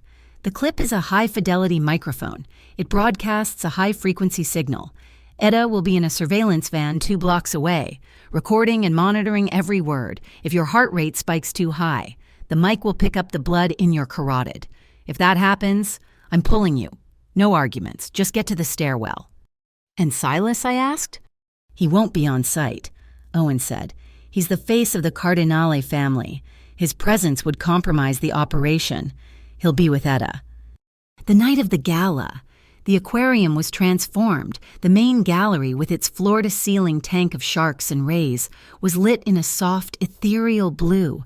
Men in tuxedos and women in glittering dresses drank champagne, their voices echoing off the glass. And in the center of it all was Rowan Quill, his hair a perfect silver, his smile as bright and empty as a flashbulb. He looked like a savior. I was just another shadow in a black uniform, my hair pulled back, a heavy tray of glasses on my shoulder. The pen was clipped to my breast pocket. Etta, do you read me? I murmured, my lips barely moving as I passed a service station. Loud and clear, her voice came back, a tiny, tinny sound from the micro earpiece hidden in my ear. Silas is here. We're both listening. Stay on your route. I moved through the crowd, refilling glasses, my eyes scanning, my heart a cold stone in my chest. I saw Deke Harlan. He wasn't in a vest tonight. He was in an ill-fitting suit, standing by a pillar, his eyes scanning the crowd. He was acting as Quill's personal security. As I passed, I saw Quill move to him. They didn't speak. Quill just smiled, nodded to a donor, and as he did, he tapped his own lapel, twice. Then he brushed his hand across his waist. Deke nodded, a tiny, almost imperceptible motion, a hand signal. Etta, did you see that? I whispered, turning away. We saw. Silas's voice came through, tight and sharp. It's a security check. All clear. Stay on the path, Calla. I circled the room, my tray getting lighter. Quill was near the main tank, laughing with a city councilwoman. I moved in, offering a glass of champagne. Mr. Quill, more champagne. Oh, thank you, my dear, he said, taking one.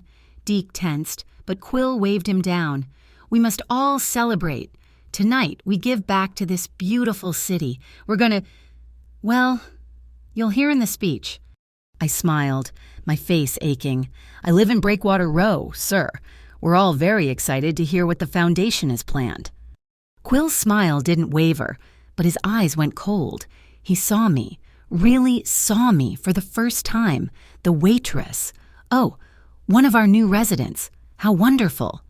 Not yet, I said, my voice light. We're still there. There was a small fire last night in the basement. Scared us all pretty badly. Deke took a step. Quill's hand shot out, a subtle stop gesture. Yes, I heard dreadful business. Those old buildings. It's why we must move so quickly. They're death traps. It's just Deke Harlan, your associate. He'd been trying to evict us. It just felt personal. Quill sipped his champagne. He leaned in, his voice dropping to a confidential murmur, a politician sharing a secret. My dear, there's no room for sentiment in progress. The lawyers and the courts will handle the paperwork. But between us, he gestured to the tank, where a tiger shark drifted by. You can't build a new world without clearing the old. Deke can be enthusiastic, but he gets the job done. But a fire. I pressed, my heart hammering. Quill's smile finally vanished. We have a schedule. The city wants this done by the second quarter. The only thing that matters is getting those lots cleared for the new tourist units. Once it's cleared, he corrected himself. We can begin the real work. Now, if you'll excuse me. He turned away. My blood was singing. I moved, my legs shaky. Etta, did you get it? We got it. Silas's voice was a low, triumphant growl. Time-stamped, once it's burned, we have him. Calla, move to the north service exit now. You're done. Relief washed over me, so strong it almost made me dizzy. I turned, heading for the exit Owen had shown me. I passed a man I hadn't noticed before, standing near the bar. He was handsome, in a rumpled, easy way. His tuxedo jacket open, a whiskey in his hand. He looked bored. As I passed, he looked up. Our eyes met, and he smiled, a familiar, devastatingly charming smile. And he winked. I froze. Calla, what is it? Silas's voice was sharp in my ear. There's someone here, I whispered, my blood turning to ice. He winked at me. Who describe him? Dark hair, rumpled suit, looks like he doesn't belong. The line was silent for a beat. Then, Jonah Penn, what is he doing there? Silas's voice was no longer triumphant. It was cold. Who is Jonah Penn? My oldest friend, Silas said, and he's on Quill's guest list. Calla, get out now. He knows you, he knows me. The room suddenly felt like a trap. I turned and walked, fast, toward the service door. Just as I reached it, the main lights in the gallery flickered. They went out, plunging the room into the dim, blue-black light of the shark tank. A woman screamed. Then the lights snapped back on. The main projector screen above the stage, which had been showing the Foundation's logo, flashed for half a second. It wasn't the logo, it was a file directory, and at the top of the list, I saw a folder name Cardinale_surveillance_project. Then it was gone, replaced by the logo. Quill on the stage laughed. Apologies, ladies and gentlemen, a slight technical glitch, the ghosts of the harbor. But I knew what I saw, and in my ear, I heard Etta's sharp, indrawn breath. They're in our system, she said, her voice a strained whisper. They just tried to reroute the presentation feed. They tried to play our own surveillance file. They know we're here. They knew we were listening. This whole thing. Calla, it's a trap. Calla, get out. Jonah's at the van. He says there are reporters in the east lot. It's a lie. He's stalling us. Etta, drive Owen. Get to Calla. Silas's voice was a shot of pure adrenaline in my ear. But it was too late. I was 3 feet from the service exit, the one Owen was supposedly guarding. When Deke Harlan's hand clamped onto my arm, his fingers felt like a steel trap. Not so fast, waitress, he hissed, his stale cigarette breath washing over me. He didn't pull me toward the exit. He spun me, with brutal, practiced force, into the adjoining hallway, a dark, narrow corridor leading to the service elevators. Silas Deke has me, I yelled, my voice small in the cavernous room. North Service Hall. Deke shoved me hard against the wall, knocking the wind from me. "Shut up!" He fumbled in his pocket and produced a small, folding knife. The blade snapped open with a sickening click, catching the dim red light of the emergency sign. He wasn't aiming it at my throat. He was just holding it, a punctuation mark for his next sentence. "Quill wants a word," he grunted, grabbing my arm again. "And he wants you to be polite." I heard a muffled crash through my earpiece, a sound like metal on metal. Silas's voice. "Jonah, you bastard!" Then nothing. A loud, piercing hiss filled my ear. The high-frequency mic was being jammed. The connection was dead. Silas was cut off. Owen was cut off. I was completely, terrifyingly alone. Deke shoved me into a small, dark room at the end of the hall. It was a technical closet, smelling of hot plastic and dust, the walls lined with humming server racks. The door thudded shut behind us, and Deke stood in front of it, folding the knife, his presence a solid wall. And in the center of the room, illuminated by the blue and green server lights, stood Rowan Quill. He was immaculate, holding a fresh glass of champagne, looking completely untouched by the chaos he'd orchestrated. He smiled, a cold, bright expression that didn't reach his eyes. "Miss Ruiz Calla," his voice was conversational, as if we were still at the party. "You are a much, much braver waitress than I anticipated, and, as it turns out, a more effective operative than my own." He glanced at Deke with undisguised contempt. "You have something that belongs to me," Quill continued, swirling his glass. "A recording. My attorneys tell me it is problematic, slanderous even."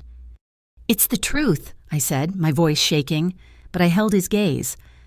"Truth is a flexible concept, my dear, which brings us to my offer. It's very simple." He took a delicate sip. "You give Deke the original audio file, the only copy, your little pen, your phone, whatever server your friends are using, and in return, this all goes away." "Goes away how?" "You and your daughter. You get a new apartment, a 2-bedroom, over in the Marina District. First class. I'll even cover the first year's rent. You sign a non-disclosure agreement, and you get to stay in Port Meridian. You get to live your life. This unpleasantness is forgotten." My blood ran cold. He knew about the file. He knew about Noah. He had set a trap, and I had walked right into it, leading Silas and Etta with me. I needed to stall. I needed to think. How do I know I can trust you? I need to know she's safe. I need to call her. Quill chuckled, a dry, papery sound that held no humor. "Oh, she's perfectly safe. Calla, we aren't monsters." He checked his platinum watch. "It's almost 10:30. She's sleeping soundly in Mr. Cardinale's charming little greenhouse. All that basil, a lovely spot."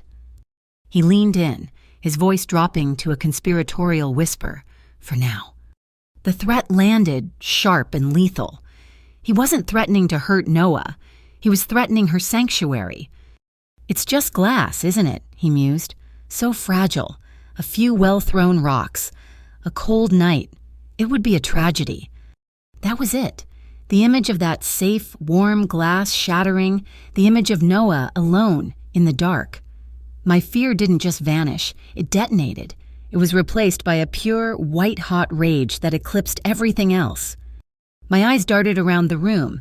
Deke was by the door, blocking the only exit.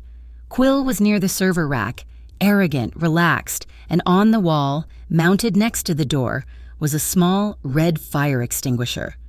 The exact same model as the one from my hallway. I didn't think. I acted. I met Quill's gaze. "You leave her alone." "It's just business, Calla," he said with a sigh. In one fluid motion, I kicked the heavy rubber wedge that was propping the server room door open. The door, a heavy, soundproofed steel slab, slammed shut with a hydraulic hiss and a heavy thud. The magnetic lock clicked shut. I had just trapped Rowan Quill and his bodyguard in a soundproof room with me. Deke, realizing what I'd done, lunged for me. "You little—" But I was already moving. I grabbed the fire extinguisher, pulled the pin with a metallic snap, and aimed it, not at Quill, but straight at Deke's face. The cloud of chemicals exploded from the nozzle, hitting him at point-blank range.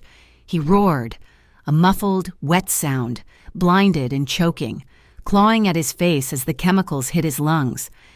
He was still roaring when I grabbed the heavy extinguisher by the nozzle, lifted it high, and swung it with all my strength against the glass of the fire alarm panel on the wall.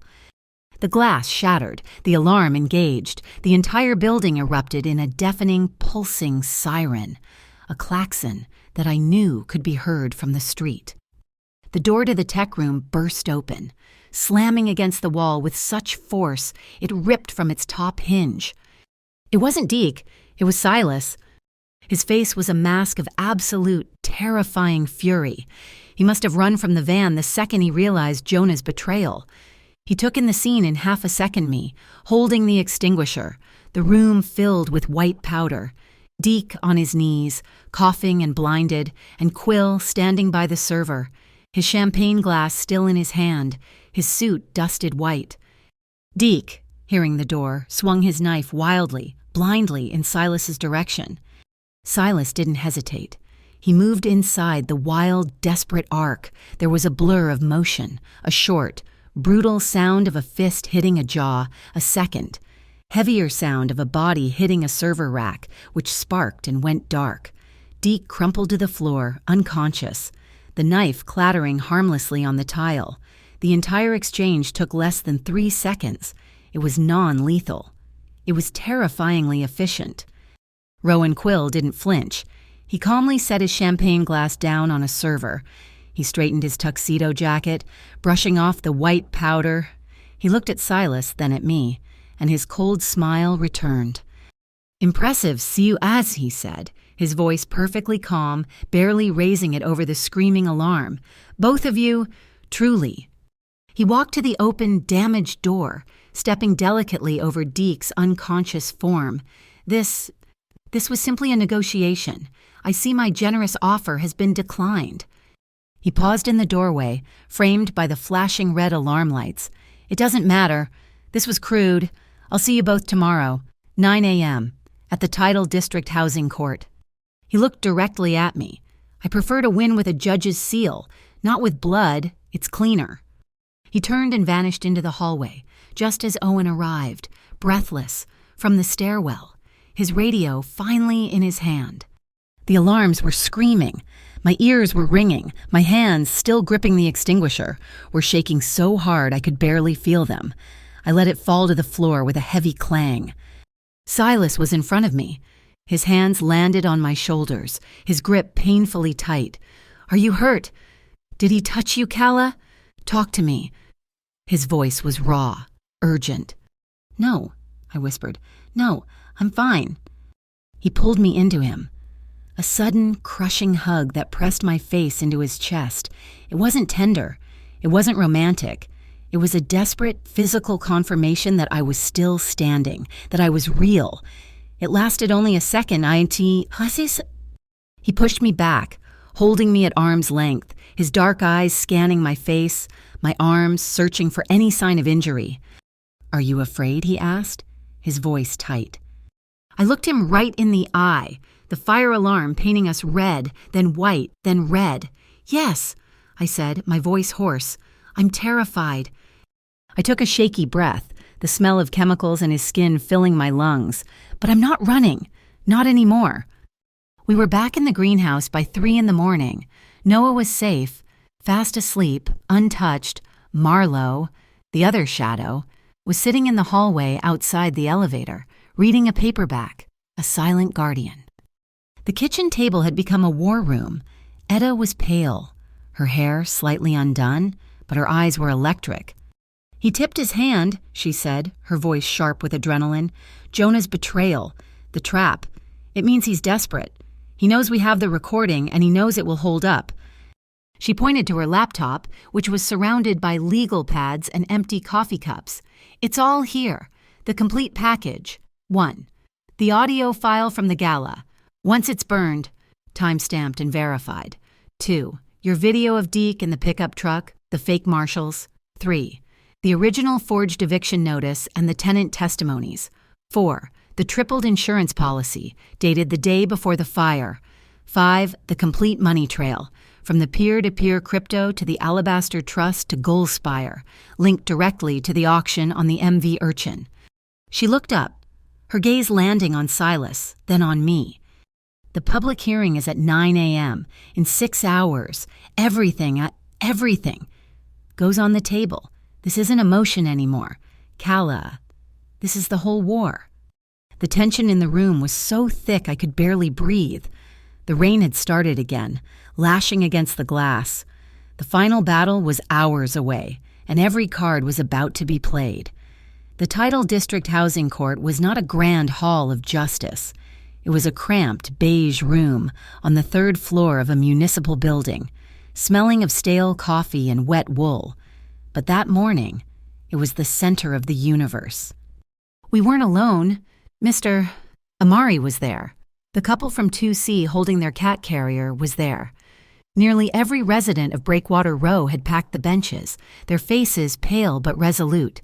In the back, a small crew from the Northern Sound Daily had set up a camera for a live stream, their presence a small, buzzing promise of public accountability.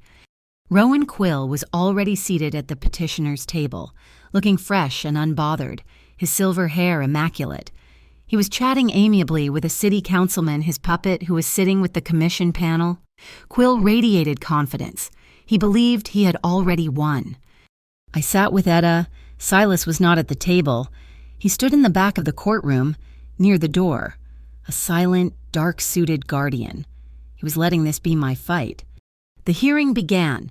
Quill's lawyer, a slick man in a $1,000 suit, went first, demanding the immediate emergency approval of the mass eviction, citing the imminent structural danger and the arson risk from faulty wiring. Then it was Etta's turn. She stood, and in a voice that was cold, clear, and utterly precise, she dismantled him, piece by piece.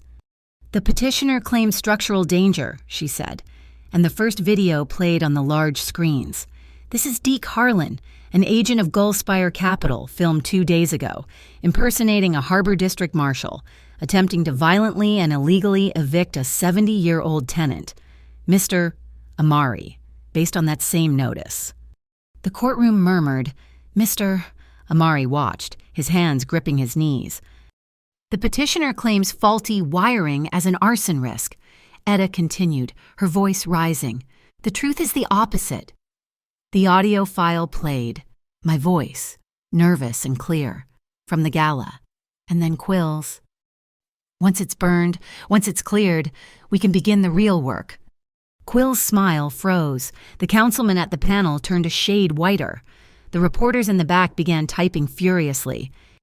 That is the voice of Rowan Quill, Etta announced, admitting his intent to clear the building, recorded just hours before a fire was set in the basement. A fire, the commission will note, that was reported after the building's insurance policy was tripled by Goldspire Capital. She didn't stop. She put up the flow chart, the peer-to-peer crypto, the Alabaster Trust, the MV Urchin auctions, the direct line to Goldspire. She laid the entire conspiracy bare. Quill's lawyer leaped to his feet. Objection. This is a circus. My client is a philanthropist. This evidence is fabricated, inadmissible, and slanderous. On the contrary, Quill himself said, standing up, his voice smooth and pitying, I fear the respondent, Miss Ruiz, is deeply unstable. She's been harassing my organization for weeks. In fact, he slid a paper to the clerk, this entire proceeding is moot. Miss Ruiz signed a waiver and settlement agreement yesterday afternoon, accepting my generous relocation offer. She's not a tenant, in fact. She has no standing. The paper went up on the screen. It was a waiver, and at the bottom was my signature, Cala Ruiz. A gasp went through the room. Etta stared at it, stunned. That is not my signature, I said. My voice was small. I'm afraid it is, Miss Ruiz, the lawyer sneered. We have it. You're lying. I stood up. My knees were shaking, but I held my ground. I am not lying, and I can prove it. I looked at Etta. My heart pounding. The timestamp. What's the timestamp on the signature? The clerk read it. Yesterday, 5:07 p.m. I nodded. At 5:07 p.m. yesterday, I said, my voice ringing out, clear and strong. I was not signing a waiver. I was at the Halcyon Aquarium. I was wearing a catering uniform, and I was on camera. Etta, her eyes flashing with triumphant understanding, hit a key on her laptop. The screen changed. It was the security footage from the gala. And there I was, date-stamped, time-stamped, walking past the Shark Tank, holding a tray at exactly 5:07 p.m., my alibi. The forgery was shattered. The courtroom erupted. Quill's face, for the first time, was no longer calm. It was a mask of cold, reptilian fury. He had one card left to play. "This is a conspiracy," he shouted, pointing not at me, but at Silas, who was still standing by the door. "This woman is not acting alone. She is a pawn of that man, Silas Cardinale, the head of this city's most violent criminal organization. He has been threatening me, stalking me, intimidating my associates. I call a witness Jonah Penn." My heart stopped. Jonah Penn, his face pale and haggard, was pushed forward by Quill's lawyer. "Mr. Penn," Quill's lawyer demanded, "tell the court what Silas Cardinale is. Tell them how he operates. Tell them how he threatened you to get you to comply." Jonah looked at Quill, then at the panel, then his eyes found Silas at the back of the room. He was trapped. Jonah stammered. Mr. Cardinale is... Silas didn't move. He didn't speak. He just looked at his old friend. He held his gaze for one long, silent moment. Then, Silas stepped forward and placed a thin file on Etta's table. Etta looked at it, confused. Silas just nodded. Etta picked it up. "The defense would like to offer a rebuttal to this witness," she said, walking toward Jonah. "Mr. Penn, is it true you work for Mr. Quill's foundation?" "Yes," Jonah whispered. "And is it true," Etta said, opening the file, "that your mother is currently a patient at North Shoals Hospital, suffering from a severe respiratory condition?" Jonah froze. That's private." "It is," Etta agreed, "but these are hospital bills for $62,000. Bills that were paid, in cash, 2 days ago, paid by you, with funds." She held up a bank transfer slip. "That you embezzled from the Foundation of Coastal Futures, from Mr. Quill's own accounts." Quill's head snapped toward Jonah. Betrayal. Jonah looked like he was going to collapse. Silas found this," Etta said, her voice softening just a fraction. "He found it 3 days ago. He didn't give it to the press. He didn't give it to Quill. He gave you a chance." Silas finally spoke from the back of the room. His voice was quiet, but it filled the space. "Tell the truth, Jonah." It wasn't a threat. It was a release. It was permission. Jonah Penn broke. The dam of lies and fear and guilt gave way, and the truth poured out. "He made me," he cried, pointing at Quill. "It was him, all of it, the fake orders, the harassment. I coordinated the auctions on the MV Urchin. I helped him move the money. I have the ledgers. I have the names. Councilman Davies." He pointed at the panel. "He took $50,000. Commissioner Thorne took $75,000. The room exploded. The councilman leaped to his feet, screaming. The reporters were flashing pictures. And in the middle of the chaos, the main doors of the courtroom burst open. It wasn't the police. It was 3 men and a woman in dark blue suits with badges I didn't recognize. "Interstate Integrity Bureau," the lead agent announced, his voice booming. "Rowan Quill, you are under arrest." They had been waiting outside. Etta's evidence package, sent last night, had been the final piece of a federal warrant. Agents moved, snapping handcuffs on a stunned, disbelieving Rowan Quill. The puppet councilman was cuffed next. As the chaos swirled, I saw Owen Kitt move through the crowd, grab a terrified Deke Harlan who was trying to slip out the side door, fold his arm behind his back, and hand him directly to a federal agent. The lead commissioner, his face ashen, slammed his gavel. All eviction orders pertaining to Breakwater Row are hereby dismissed. This commission will open a full criminal investigation into Gullspire Capital, the Alabaster Trust, and all named parties." The room erupted in applause. "Mr. Amari was crying, hugging the couple from 2C. I just stood there, my hand over my mouth, the tears streaming down my face. Not in fear, but in a relief so profound it felt like laughter. Silas hadn't moved. He was still by the door, watching. He hadn't gloated. He hadn't taken credit. He just watched, his face unreadable. He stepped back, into the hallway, letting me have the moment. The reporters swarmed me, microphones in my face. I saw the public microphone at the front of the room. I walked past the reporters, my legs shaking, and stood before it. "My name is Cala Ruiz," I said, my voice trembling, then gaining strength. "I am a waitress, and I am a single mother. My home, our home, it's a sacred thing. We aren't statistics. We aren't distressed assets. We're families." I looked out at my neighbors. We didn't ask for any special favors. We just demanded that the law be applied correctly. My voice was as steady as the harbor light, and today it was... The final piece fell into place that afternoon. With Quill's assets frozen, the foundation of Coastal Futures was seized by the federal government. EDA, in a brilliant legal maneuver, structured a deal. The newly formed Breakwater Community Trust, headed by a board of its tenants, would purchase the building for $1, with all seized assets diverted to its repairs. The papers were signed in the courthouse lobby. I was unanimously elected to run the tenants' council. The initial operating capital, Etta explained, had come from a no-interest loan from an anonymous benefactor. I looked for Silas, but he was already gone. I walked out onto the steps of the courthouse. The rain had stopped. A thin, watery sunlight was breaking through the gray clouds. "Mommy," Noah, who had been waiting with Marlo in the car, broke free and ran up the steps. Launching herself into my arms, I buried my face in her hair, breathing her in. I had done it. She was safe. Our home was safe.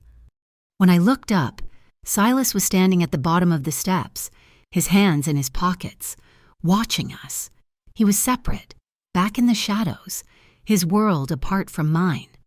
He gave me a small, questioning look. "What now?" I put Noah down, I took her hand, and I walked down those stone steps, right past the reporters, right past the stairs. I walked until I was standing right in front of him. He watched me, his dark eyes vulnerable. I didn't say anything. I just reached out my free hand and laced my fingers with his, in front of everyone, in the pale, new sunlight. It wasn't a passionate embrace. It was a quiet, public, defiant statement. He was not my shadow. He was walking beside me. That night, we stood on the balcony of the Indigo greenhouse. The city glittered below, a peaceful, sprawling river of light. Noah was asleep inside. We weren't talking about the law, or the arrests, or the danger. "I think," I said, leaning my head against his shoulder, "we should build a community kitchen in the basement, where the fire was." I felt him smile, his arm tightening around my waist, and a small library. Noah would like that. We stood in the quiet, breathing in the scent of basil and rain. There were no more debts. There were no more shadows. There was just the sound of the city, the promise of repairs, and a happiness that was, finally, learning how to stay. The camera in my mind pulled back, leaving us in our garden in the sky, and panned across the city to Breakwater Row, safe, secure, and bright with lights, a home with people to return to. Thank you so much for listening to this story. I'm curious, where in the world are you listening from? Let me know in the comments below so we can connect. And please share your thoughts on Cala and Silas's journey. Don't forget to subscribe to Mafia Boss Stories and like this video. And if you want to help this story reach more people, please support us by hitting that hype button.